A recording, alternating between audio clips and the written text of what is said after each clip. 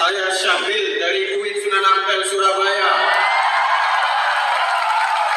Izin bertanya mengenai penegasan dari paslon ini untuk penindakan korupsi, khususnya mengenai RUU perampasan aset yang saat ini masih terkatung-katung, tidak dibahas-bahas. Pertanyaannya kepada Bapak Imin yang terhormat sebagai Wakil Ketua DPR RI, kenapa tidak membahas-bahas RUU ini? Walaupun sekarang sudah di tahap prioritas, tapi itu tidak disentuh-sentuh. Itu sejak tahun 2008. Periode-periode sebelumnya tidak dibahas. Itu yang perlu ditegaskan. Memang itu telah tercantum di misi ke-8 dari paslon ini. Poin kedua, bagaimana kalian meyakinkan kami langkah konkret untuk mengawal dalam pengesahan RUU perampasan aset, karena ini penting. Karena ini penting, ini untuk memiskinkan para koruptor. Kita tahu sebelumnya terjadi korupsi BTS. Menteri dari mana menterinya? Menteri Menkominfo dan Mentan, ada lagi yang terbaru juga, menterinya dari mana? Itu yang perlu dikeruk agar uangnya tidak untuk menyicil mobil Alphard.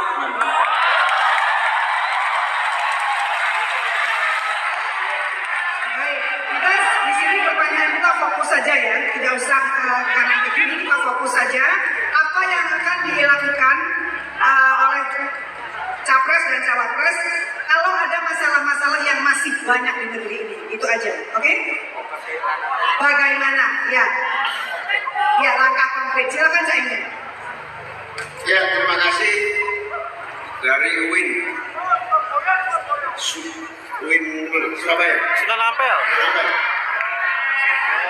Jadi kami berdua dengan Mas Anies bersepakat dengan seluruh para partai pendukung. Kalau hari ini belum berhasil karena kami mungkin jumlahnya tidak mayoritas di parlemen, insya Allah melalui kepemimpinan Presiden dan Wakil Presiden dalam waktu singkat kita bisa akan wujudkan undang-undang perampasan aset dengan dukungan seluruh pihak.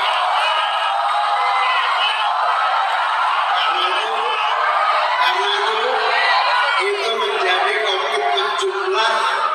Oleh karena itu perlu dukungan jumlah partai yang ada di DPR.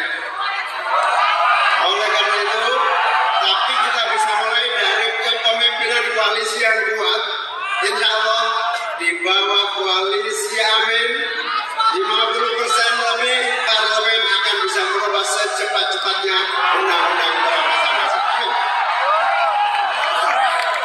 Anda tidak puas?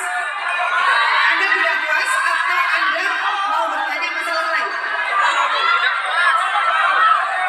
Pertanyaannya? Baik, saya izin bertanya, bagaimana caranya dengan waktu sesingkat itu bisa mengatasi masalah tersebut? Dan juga saya ingin bertanya, perkenalkan sebelumnya saya Lutfi Sudarko dari Universitas Negeri Surabaya. Izin bertanya kepada Mas Anies juga, Pak Anies, saya sempat mendengar bahwasanya Pak Anies ini adalah capres yang nggak blunder seperti itu. Saya lihat dari capres-capres yang lain itu sering blunder. Akan tetapi dari Pak Anies sendiri tidak blunder. Tapi ada salah satu pembicaraan yang masuk kepada saya bahwasanya Pak Anies blunder dalam memilih wakil presiden seperti itu. Bagaimana caranya seperti itu? Saya membuktikan bahwasanya Amin ini bukan capres paslon yang kaleng-kaleng seperti itu. Bisa dijawab seperti itu. Terima kasih. Gimana Cak? Mau dijawab atau tidak? Mas Anies ya? Monggo. Jadi langkah yang paling sering didengar adalah caranya, karena negeri tidak sedang baik-baik saja. Gini, makasih ya. Namanya siapa tadi Mas? Mas Sugiarto, terima kasih dari Indonesia saya. Mas Negeri Surabaya. Teman-teman, kami berpasangan menjadi pasangan cawapres, capres ini adalah sebuah keberkahan buat kami. Kenapa? Ini bukan cawapres instan, bukan cawapres dadakan. Ini adalah seseorang yang memiliki rekam jejak yang amat panjang di dalam pergerakan. Dari mulai pergerakan kemahasiswaan. Hati-hati, di antara teman-teman sekarang ini, kita semua memiliki rekam jejak. Rekam jejak. Karena itu kalau melihat seseorang, maka bukan tanyakan apa yang akan Anda kerjakan besok. Kalau soal apa yang Anda kerjakan besok, bisa ngarang jawabannya. Tapi kalau ditanya apa yang sudah Anda kerjakan sejak muda, maka di situ rekam jejak Anda menjadi bukti. Artinya, ketika seseorang itu ditanya tentang apa yang mau dikerjakan besok, lihatlah yang dikerjakan kemarin. Karena rekam jejak adalah prediktor terbaik untuk masa depan. Jadi saya merasa bersyukur karena bermitra, berpasangan dengan seseorang yang memiliki pengalaman yang amat panjang di dalam dunia perpolitikan, seseorang yang punya pengalaman panjang di dunia pergerakan, bukan orang yang mendadak di dalam posisi ini. Itu sesuatu yang kita syukuri. Dan kalau tidak percaya silakan di googling ya, silakan di browsing.